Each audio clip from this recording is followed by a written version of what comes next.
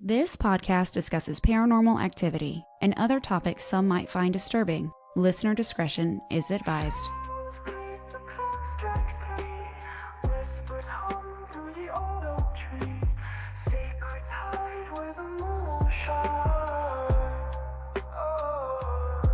Is it a chill or a ghostly breeze? A knock, a tap, what do you believe? Ghosts, gossip, gather around where the lost and the haunted are found. Ghosts, gossip, don't make a sound. Truth or tales, we'll dig it out. Take 3. My name is Ashley, and I'm the host of Ghost Gossip. Welcome to Take 3 of this train wreck, but we're on video.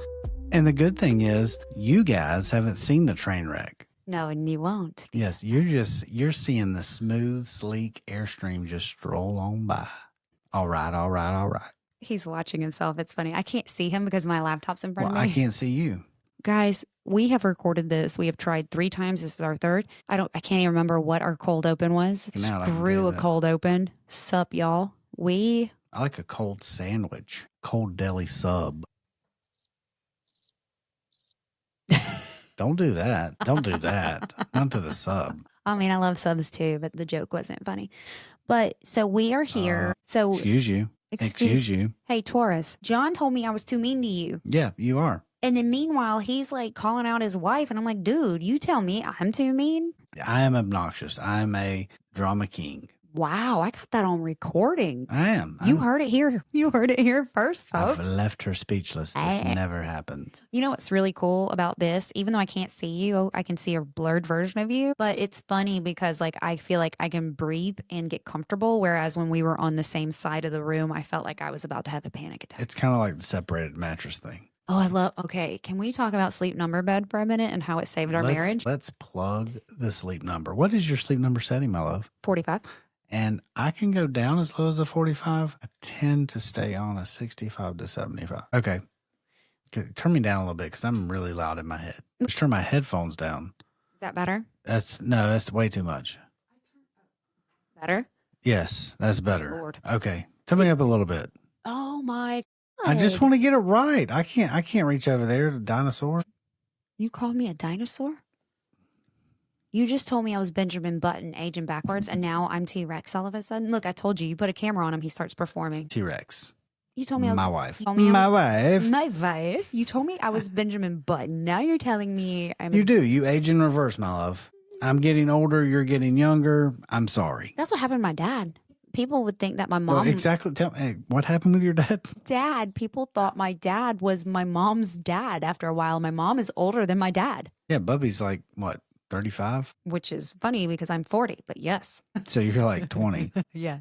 Okay. We all age backwards in my family. It's wonderful. Except me. Not you. No. But what we were saying is. You're a Scorpio. Whoa. You're a Scorpio. Yeah. I'm a Taurus. And you married I rock. an awesome person. And likewise, touche. Somebody teach this man how to use touche in a sentence. See, I'm of the persuasion that touche is one of those words that you can use pretty much any way you want. Yes, it has a defined meaning. Daniel literally texted his best friend a selfie, and all it said was touche. And I got back a question mark. Thanks, Justin. So I text Justin. Appreciate you. He doesn't know the meaning. He doesn't know how to use the word touche. Yeah. So he got your back. He sent back touche. Yeah, thank you for your token. And let me explain one thing to people who think I'm too hard on Daniel. He is not made for an agreeable woman. No.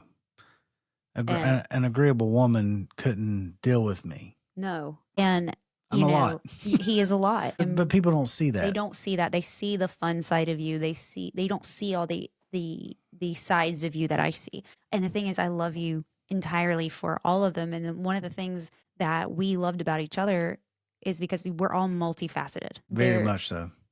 The guys I dated, my husbands before, they did not love me completely. They loved parts of me. Whereas you love, it's okay if I'm hard or emotional, or if I'm in the middle of a panic attack, or I'm in a perimenopausal rage, or if I'm flowers and sunshine and I'm being the sweetest and most caring. You love me at every phase of my life, and you have for the past 7 years. And guys, we're about to celebrate our 3-year wedding anniversary in a week Pearls and a and half. leather, I found out. Oh, wow. Yes, that's, I guess, the 3-year That's what I hear. anniversary gift. Pearls and leather. That sounds raunchy. But just like Daniel has a lot of sides that people don't see of him. And I do. And sometimes my tone in podcast has been because I've had a week long of a very stubborn man who has been quite difficult to deal with. And I'm finally at the point where I'm done being patient.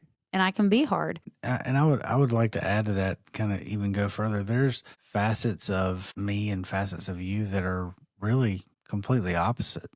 Do those things, those facets, rub each of us the wrong way sometimes? Absolutely. But at the same time, I love you enough and I care about you enough to appreciate that about you, because I don't need you to agree with me all the time, No. because I don't expect you to agree with me all the time. And I don't expect you to give me my way all the time. And so, I mean, you get what you give, right? So like if you want somebody to allow you the space, then you have to allow them that same space.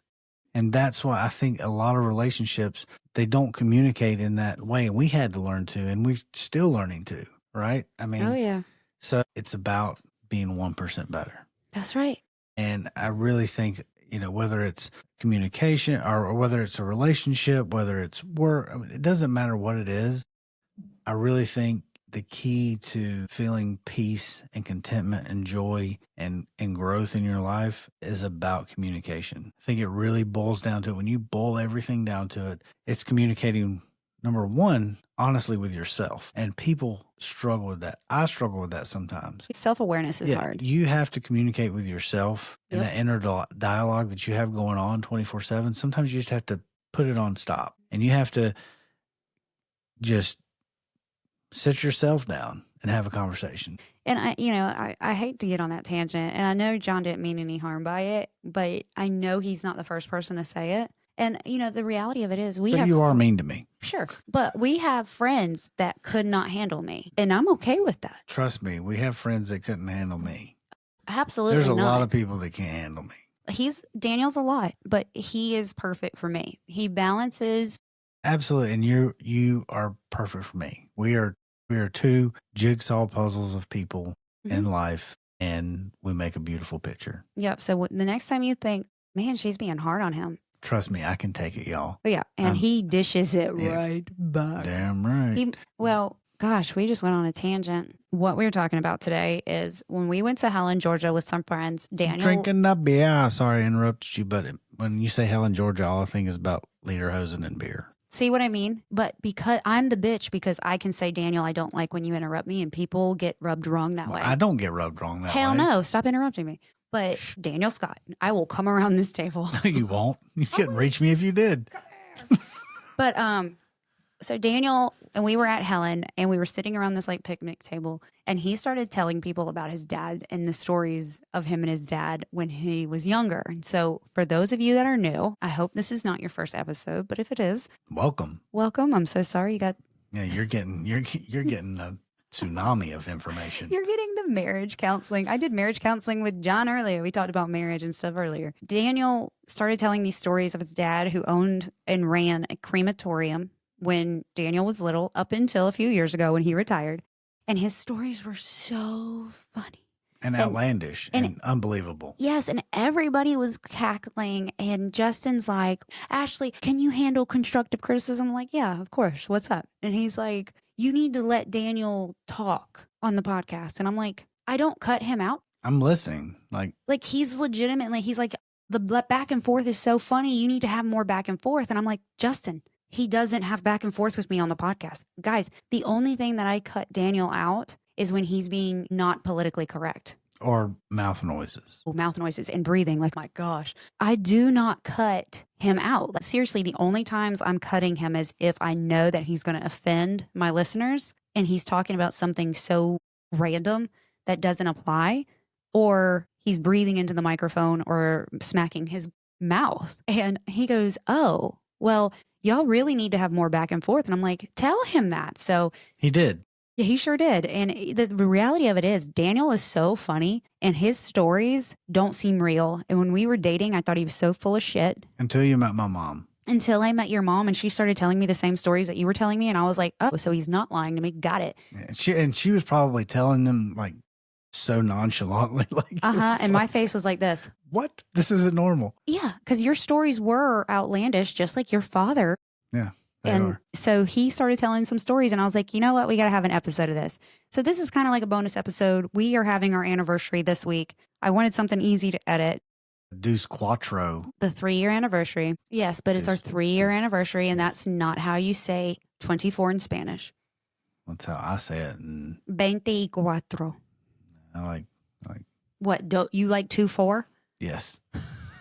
2-4, bro. Yes, so September 24th is our wedding anniversary. We Oh, eloped. I just thought about this. This is 3-2-4. Oh, yes. September 24th is our 3-year anniversary, and we are going out of town this week. So I just want something easy for you to listen to on Monday. So we're going to listen to some Daniel stories. So is that my Go for it, babe. okay? So I'm going to start this off a little dark, and it'll get lighter as we go. Okay. So my dad ran a transport service. He started his business with a guy who did embalming. He was going to do the embalming side, and my father was going to do the transport side. So about 2 years into it, my dad bought his partner out and just started doing the transport service full time. Now, this is the late 80s. This business didn't exist at the time. Most funeral homes at the time, they had guys that would be on call.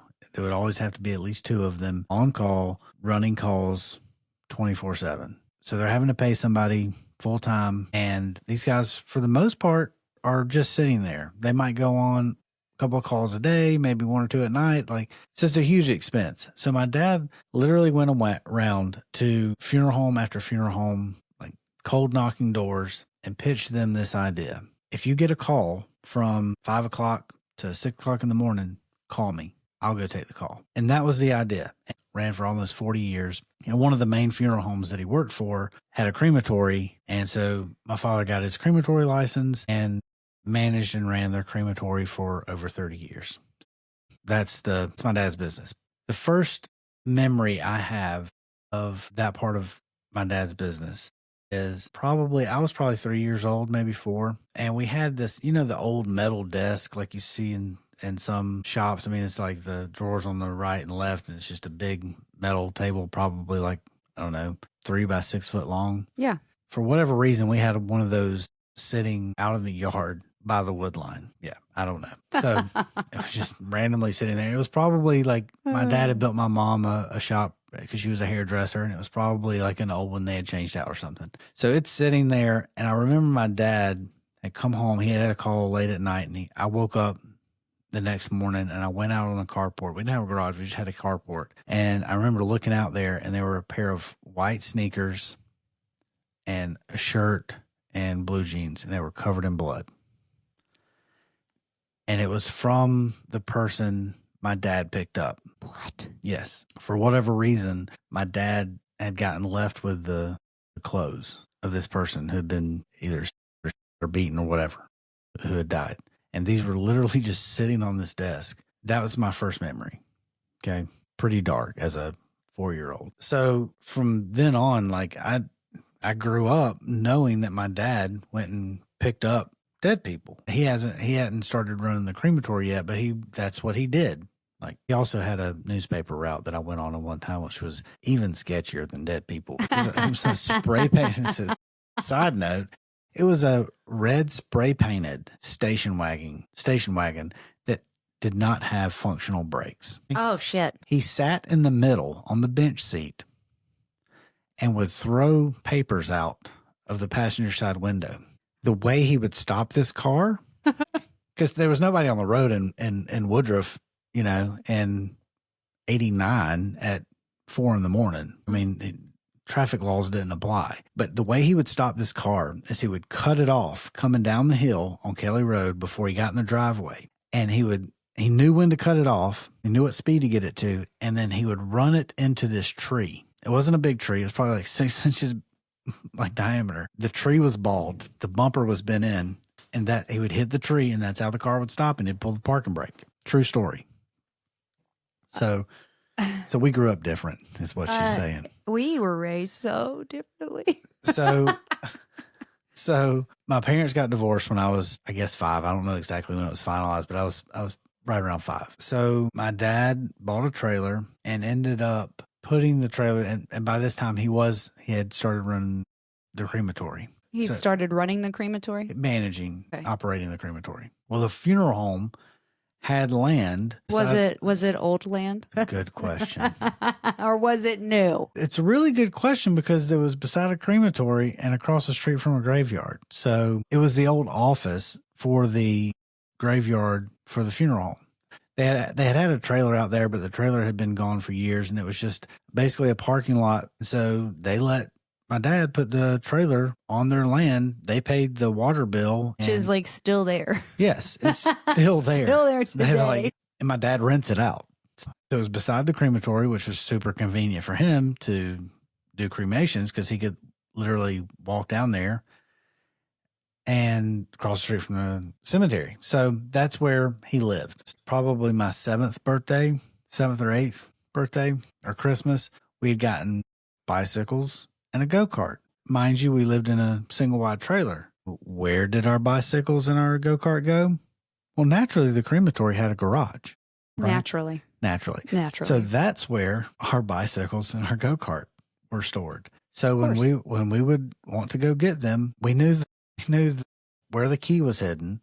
We would go get the key, unlock the crematory, open the garage, because it was a manual job. It had no garage opener. We were the garage opener. Just like we were the remotes kids. Exactly. Click, click, click. I told Isaiah, I remember when we got the 4th station, and that was a big deal because we only had 3 before that. He's like, 4 stations. He's like, you're cooked. I'm like, no, that's how we grew up, bro. So we would go get our bicycles and our go-kart out of the garage of the crematory. And now you have to remember, back then cremations weren't as prevalent and popular today as they were back in the early to mid 90s. Wait, they weren't or they were? They weren't. They weren't as popular as they are today. Correct. Sometimes it would get backed up. And I'm sure your listeners aren't all that familiar with the cremation process. Sometimes there would be someone waiting to be cremated, and we would have to escort them out of the way to get our bicycle or our go-kart. They were in cardboard boxes. I won't say we never lifted up the corner of a cardboard box, Daniel, but we got our bikes out. Oh my God. So yeah, that was. I'm sure any kind of statute of limitations for any crime that you could have committed has passed. Yeah. So I mean, but that was what I want people to understand is, and it still is, that's completely normal to me. Like that in my mind, that seems completely normal. Now I know for most people that's like, but for me, okay. I mean, for me, that's like someone telling their kids to take the trash out. Like it's that normal. So let's fast forward to when I was 12. Here's another good story. This one's a little dark too. So my dad did calls for the coroner, and he called him at the time the coroner. His name was Joe Vineset. So he would always call it a Joe Vineset call. 12 years old, and I'm over there that weekend visiting him. He's like, "Hey, you want to go on a Joe Vineset call with me?" I'm like, "Sure." We go to we go to the funeral home. Pick up the body. The body has to go down to Newberry, which is about an hour away, to get an autopsy. And then we have to wait for the autopsy to be done. And then we have to take the body back to the crematory. Well, it was actually 2 bodies. It was a couple. And it was winter time, and they had lost power, and they had put a generator up underneath the trailer, and the carbon monoxide had killed them during their sleep. They had to do an autopsy to figure out, exactly, was there foul play, what the circumstance was. So drove down there. It's the last time, side note, it's the last time I've eaten Long John Silver's. Okay? I will not eat Long John Silver's again. We take them down there, get it done. We take them back to the funeral home. Now, this is like a all-day process, right? We left at like 8 in the morning, and now it's like 9 at night.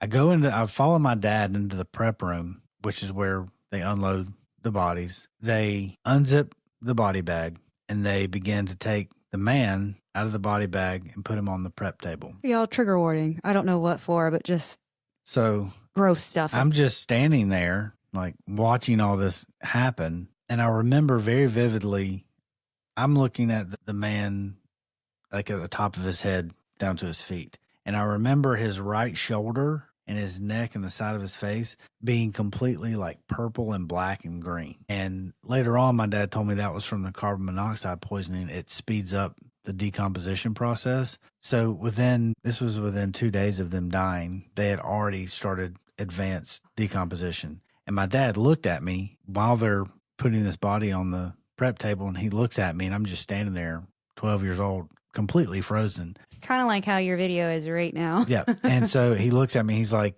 you can go sit in the van if you want. Not like go sit in the van.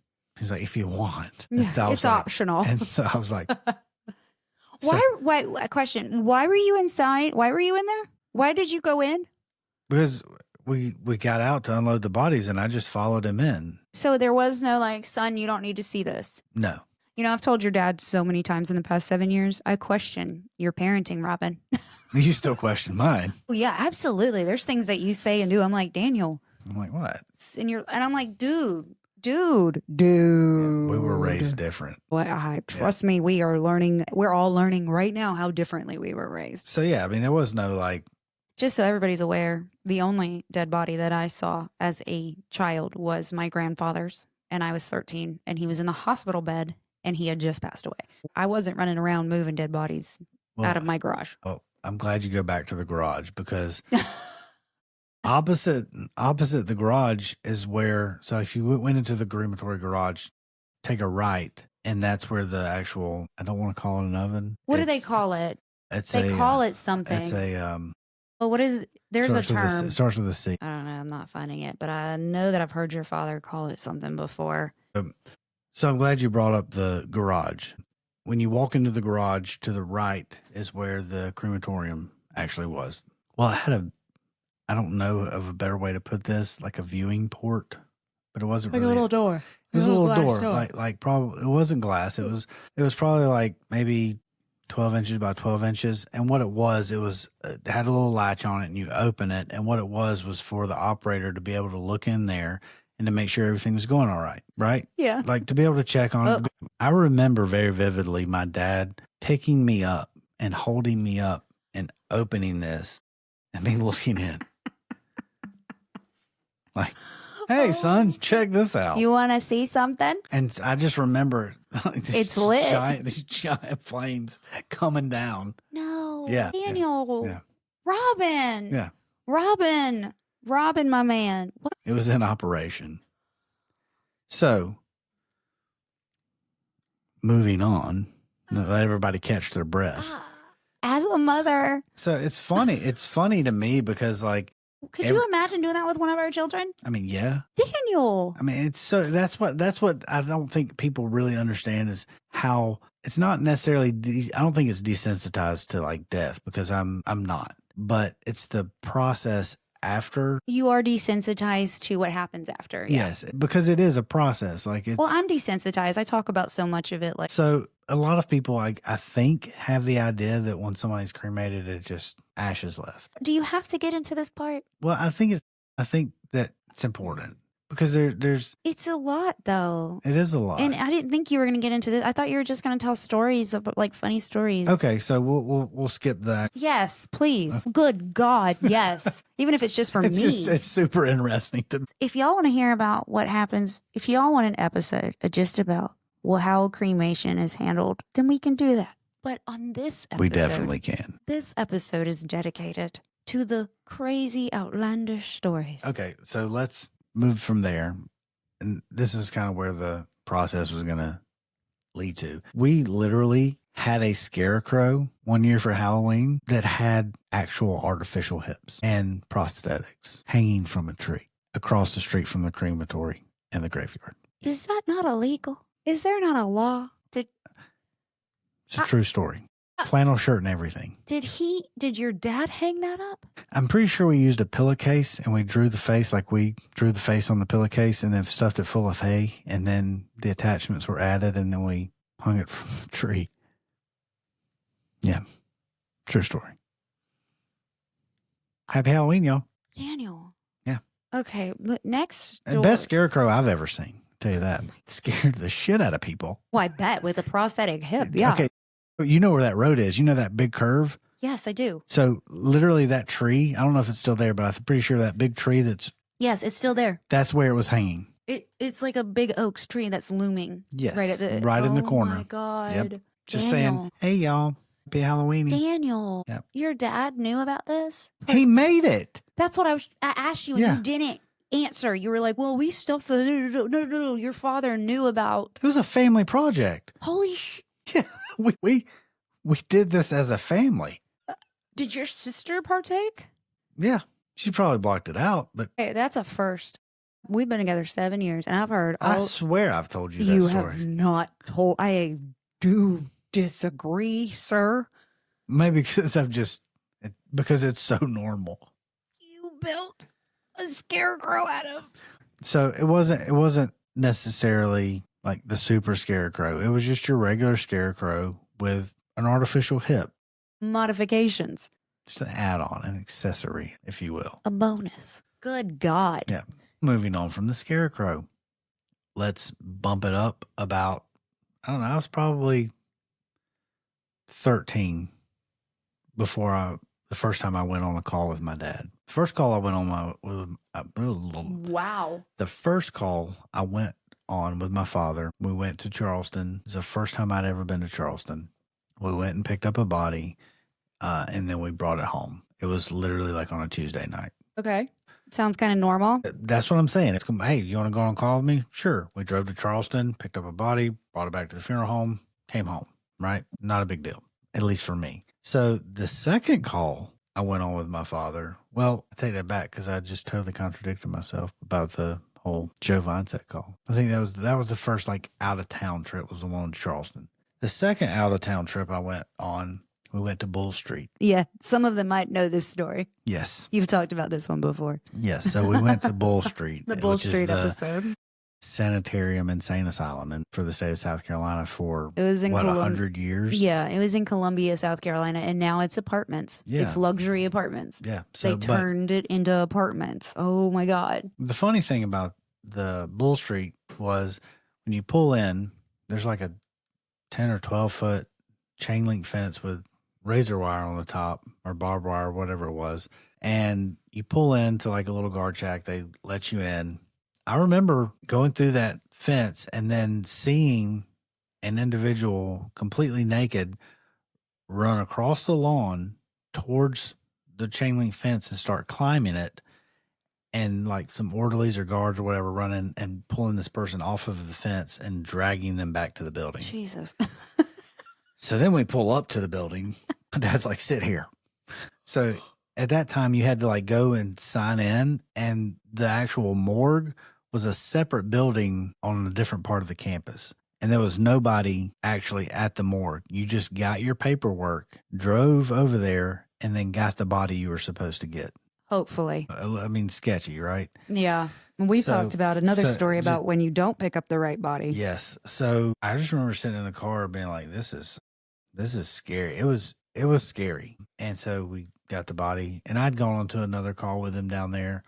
But one of the funniest stories, this was probably years before that, he had gone down there, and where you check in, it's just like a little station. And I guess it's kind of like the DMV. You go check in, and then you go sit down, and once they get their paperwork, that's when you get it. So he's sitting there in this chair, and he said this guy like comes up, he's wearing like regular clothes and sits down beside him. And they're sitting there like having a normal conversation for like 5 minutes. He said all of a sudden the guy gets quiet. And Daddy's like, okay, this is kind of weird. Just kind of, he just minds his own business. He said the guy's sitting there for probably another 5-10 minutes. And then all of a sudden he starts freaking out. Like, they're on me, and starts like clawing at himself and stands up and just starts trying to take off his clothes. And then these orderlies just show up and like drag him away. They're like, we're sorry. Whoops. Like, why was this guy? Why was my guy, who's obviously there for a reason, just roaming around? He was just right? taking Just- his evening stroll through the Bull Street Yeah. So, morgue. yeah. Why? Who let him in here? So he This is when Oh this is my another funny God. story. This one Dog. always makes me just like crack up because if you know just knowing my dad To know him is to love him. and to know him and to think about like his genuine reaction during the story I'm about to tell you just makes me happy. I know it's kind of sick after I tell you, but it's so funny. Oh my gosh. So this was probably a year into him starting to transport bodies like full time as a job. So he had picked up a body at Spartanburg Regional, and where Spartanburg Regional was at the time, there wasn't as many like entrances and exits. And so to get out from where you had to pick up the bodies at the morgue, you had to go over these railroad tracks, and it's kind of the hood over there, you know? Still is, yeah. Yeah. So he goes over these railroad tracks Oh. and he hears, he said, I don't know at what point I threw it into park and actually he said, only thing I remember is looking back and I was about 100 yards away from the van. And I finally stopped and looked back over my shoulder. So the dead body my made dad, a my noise. dad's like, this thing is not dead. Like, he's like, I don't know. I'm leaving. I'm out. You know what's funny is I talked to your dad when I started this podcast. You remember when I talked to him on the phone and I was like, hey, Robin, can I ask you a question? Because his dad is a pretty religious man. And I know there's members of his family that don't say anything about what I do. I know they might not agree with it completely, but we're Southern and they're polite. Yeah. That means they talk about me when I'm not around. And which is fine. I understand. Like, I get not everybody's going to like it. But I asked them one day, I was like, Robin, you have been around death so much in your life. Like, you have transported, you've seen, I mean, he's picked up everybody. Has he ever had encounters with maybe spirits from the bodies that he's transporting? And his response shocked me. And he was just like, no.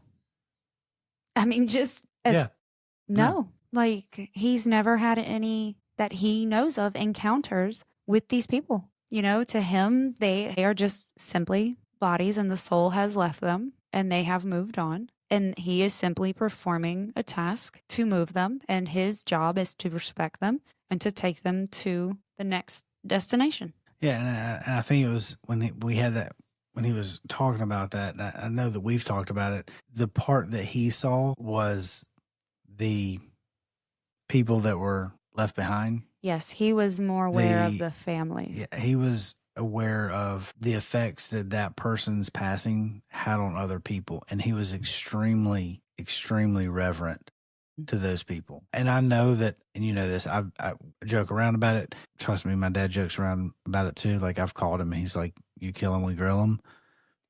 So, okay, like, see that you're like, oh my God, like, we laugh about it.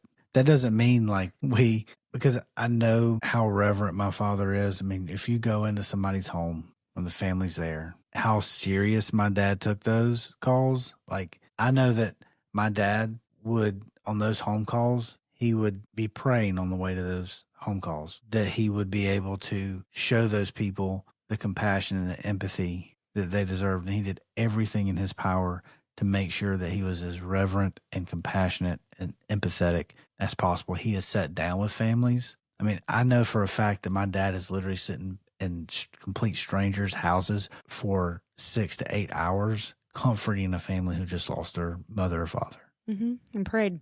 Yeah, and prayed with them, talked with them, had a meal with them, and then literally carried their loved one out of their home and made sure that they were taken care of and respected. So that part of it is like, that's a pretty amazing job that not many people do. And so I have a lot of respect in that aspect of it, but it is, you know, you would think like dealing with this, and there's some really sad stories, tragic stories, and I'm not going to talk about those. Thank you.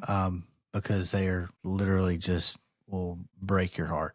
We're not, we're not breaking hearts. We're not here to find entertainment in that. No, not at all. I'm trying to think about one of the other funny stories other than, so going back to my dad jumping out of his 89 Aerostar, and he ended up putting like 900,000 miles on that van. And he made a submission to Castrol Oil because that's the oil he used to change the van. He's like, I've only used your oil, like blah, blah, blah. I've put over 900,000 miles on this van. They sent him back a t-shirt and a quart of oil and thanked him for his submission. What were they supposed to send him? I don't know, but I I don't don't know know. what his expectation was. And the way you're saying it is like he was expecting so much more, and I'm I think thinking he they owed was. him nothing. He- Owed him, actually, that was on him. I think he really was. I think he was like expecting. I don't know what he's expecting. Is your dad awake right now? No, I'm sure he's not. Oh, that's right. If y'all call, you'll never get off the phone with him. So They talk. Oh, they'll just laugh and listen to each other laugh and then laugh some more. So we can't do that because I was going to say we could call him and say, what was your expectation from castor oil? he never even wore the shirt. It was like he was offended. It's so weird, right? Okay, so But it's something I would do. no, it's not. Not since you've met me, no, because I'd be like, what are you doing? Stop it. Don't waste a I'd stamp. wear the shirt. Oh, yeah, you'd wear the shirt, but you wouldn't. You still haven't gotten our money back for the chair that got lost because you don't want to fill out the form. So you would not. I just consider it cost of the chair you currently own. It's just part of that cost. I don't, because you paid for 2 and got 1 because you didn't want to fill out the form. See, guys, this is what drives me crazy. We lost money. That's what does it. We lost money because he didn't want to fill out a form. I tried to fill out the form multiple times. What's wrong? It's very just like you get to a point and it's like don't process. It like doesn't process. Well, are there any others? The whole van thing, him jumping out, it's because when people take their last breath, they have air in their lungs. And so when he went over the railroad track, that air left that person's lungs and passed through their vocal cords, causing that sound. So he learned that once he got to the funeral home and probably had to change his pants. So I'll leave you with this. There was someone's remains that were never Eugene. They were never accounted for. Nobody ever claimed them. Right? Which is so sad. So sad. His name was Eugene Thomas. Eugene Thomas. And my senior year in high school was when my dad had picked this individual up and cremated him, and no one ever claimed him. So Eugene and his ashes sat on my kitchen table for the better part of a year, if not longer. And so when I would come home, because I wrestled or worked or whatever, I would come home and I would be eating dinner most of the time by myself, just on a regular weekday, because I'd get home late. I'd be having dinner with Eugene. When he first arrived, I didn't think anything of it. I thought somebody would end up, Daddy was just holding him for a week or two or whatever. But after, a month, I'm like, these ashes aren't going anywhere. And they just stayed there. So when I would sit down and eat, I'd be like, hey, what's up, Eugene? How's your day? You have a good day? Yeah, me too. And I would just have this conversation with him like he was sitting there. Part of the family. Literally went on. I would leave the house and be like, hey, Eugene, have a good day. Like it was just this ongoing conversation, right? And now that I'm older, I think about it and I'm like, you know what? It's really sad that nobody was there. No family member, no friend, nobody was there to claim his ashes. And I don't know exactly what happened with him. I think my dad eventually, he had to call DHEC and get permission. But I think Daddy ended up going and burying his ashes. But I remember as I got older, I've thought, if nobody claimed, nobody was there for him at the end. But I don't know how many people I've told about Eugene Thomas. Hundreds of people. Hundreds will hear this. And so it makes me happy, like to the point of tears, that he's being remembered. Eugene didn't have anybody in death, but he had you. He's carrying on. You know what it reminds me of is Coco. And, Macklemore said that you actually die twice. The first time when you leave this earth, and the second when the last person speaks your name. And Eugene Thomas, all these years later, from when you were a teenager until now you're in your 40s, we're still talking about Eugene. And to me, it's like Coco. They haven't faded away yet. No, and I have no idea what Eugene looks like. I have no idea. I bet I can find him. I have nothing.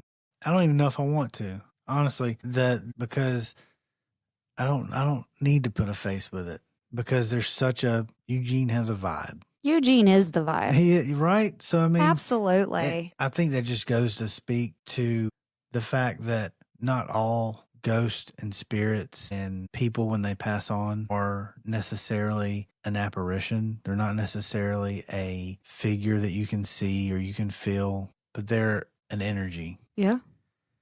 Eugene's remains, cremated, processed, in that box, still had an energy. Absolutely. It was comforting to me. I didn't have to eat dinner alone. Right? There was a lot of stuff going on during that year of my life when I was 17, 18, I didn't have to eat at dinner alone. I got to sit there with Eugene. Where was your dad? He was running calls. See, Robin.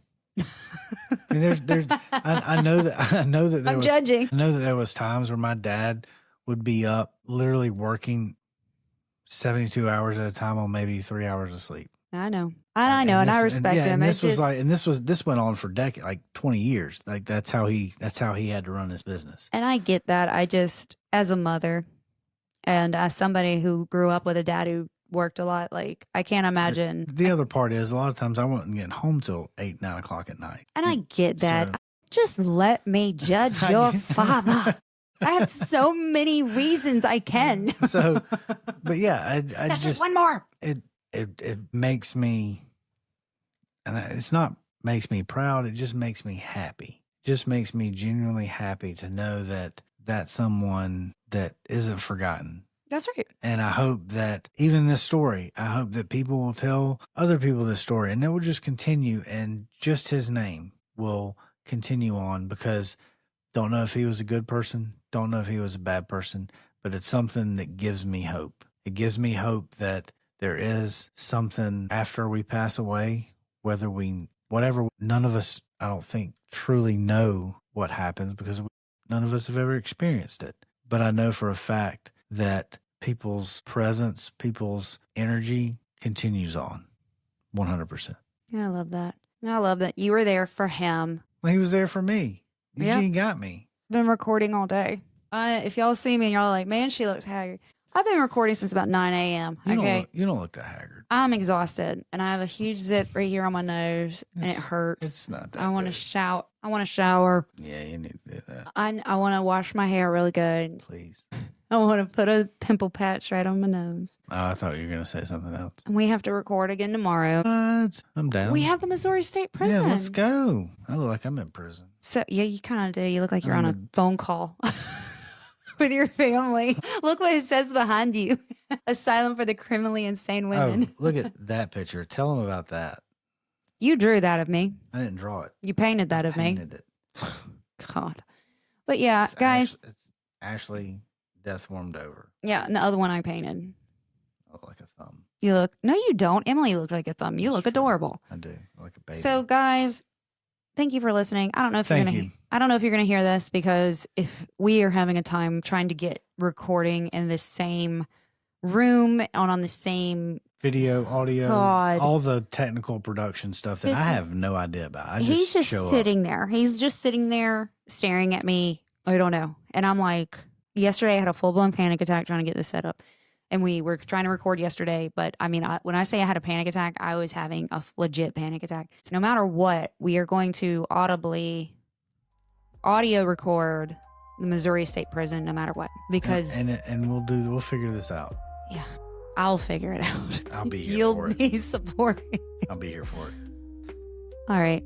Yeah, guys, follow me, TikTok, Instagram, YouTube, Spotify, Apple, Amazon, all the things. Remember, when you're interacting with me online, you are actually interacting with myself. I am me, myself, and I. Nobody else manages the social media. It's not bots. Not bots. It's me. If I take a few days to get back to you, it's because I am completely overwhelmed in the best way. Just remember, that's my wife. Yes, that is. I am. It's my wife. Okay. Respect her. They do respect me. I have very good listeners. Back off. You look like an inmate. Stop it. An inmate of your love. Gag. Lock me up. Throw me.